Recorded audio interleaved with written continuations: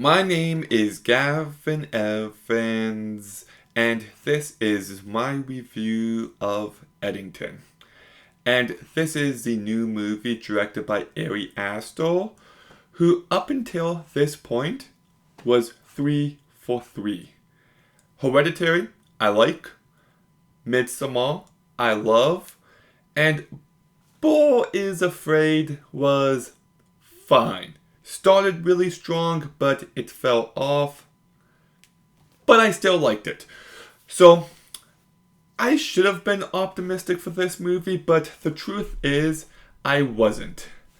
I am quite conservative, and I knew this movie was going to tackle COVID and BLM, and I just had a feeling that this movie was, not going to align with my political viewpoints. But, consider me surprised. Like, this movie actually tackles these ideas in a way that felt refreshing. I thought the first hour and 20 minutes of this movie was actually quite funny. It was clever. And it had lots of anxiety to it, which is good. I also loved how this movie took a look at how social media and the internet can affect our mental health. I love how this movie is kind of about when everything feels so important and everything feels like it's going wrong all the time. There is some good ideas present here. No doubt. But the movie made a decision about 80-90 minutes into the movie. And fuck, I hated it. I really did. It was a ballsy decision, to be fair. But that is when the obvious decline of the movie started, and it just started to feel like it subverted expectations just for the sake of it. And then the longer the movie went on for, the worse and worse it got, to the point where it became complete nonsense. Like, the final hour of this movie was miserable. And it was boring. And it really pissed me off. And like what happened here? You watch the first hour and a bit, and there was so much to love here, and Ari Aster just had his head so far up his ass, and he had to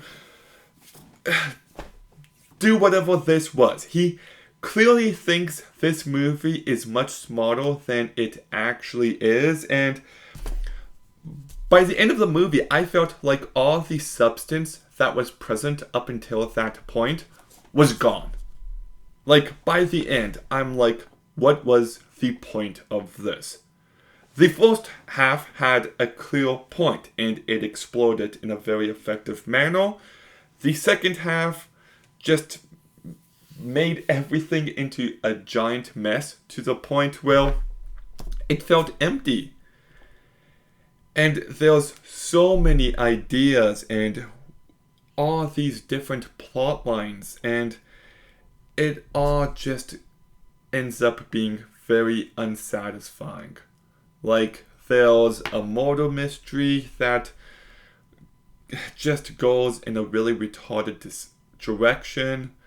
There's this plot with the main dude's wife, which I found to be very unsatisfying. There's a plot with these kids that, I don't know, like, you watch the movie and, like, you're kind of waiting to see how all these different things come together. And by the end, it just felt like a waste of time. It really pissed me off because it's like, oh, I went in with low expectations and, I'm pleasantly surprised. And then the fact that the movie dropped the ball as hard as it did, and I really hated the movie as a result, and it just pisses me off that there was potential at a certain point. I despised this piece of shit. And Joaquin Phoenix does do a perfectly fine job, but I don't really feel like he had much to work with. Some decisions his character made felt very unearned. I didn't buy that he would do these things. Pedro Pascal does a perfectly fine job, even though I hate him, but I do wish he was given more to do. Emma Stone is fine, but I wish she was given more to do. Austin Butler, good performance. He's barely in the movie. Deirdre O'Connor, everything with this character just felt incoherent. Her performance is fine, I guess. Michael Ward, who was he in that Sam Mendes movie, Empire of Light? Yeah, I completely forgot that movie existed up until today. He does a perfectly fine job, but the way this character is handled is just baffling. Luke Grimes, aka Casey from Yellowstone, is in this movie, and I thought he did a pretty good job, actually. Yeah, he might have actually been my favorite character. So, it is well acted. It's shot by Darius how do you say his last name? Conji? Something like that. And he does a good job. The movie sounds fine. And like I said, the first hour and a bit is actually pretty great.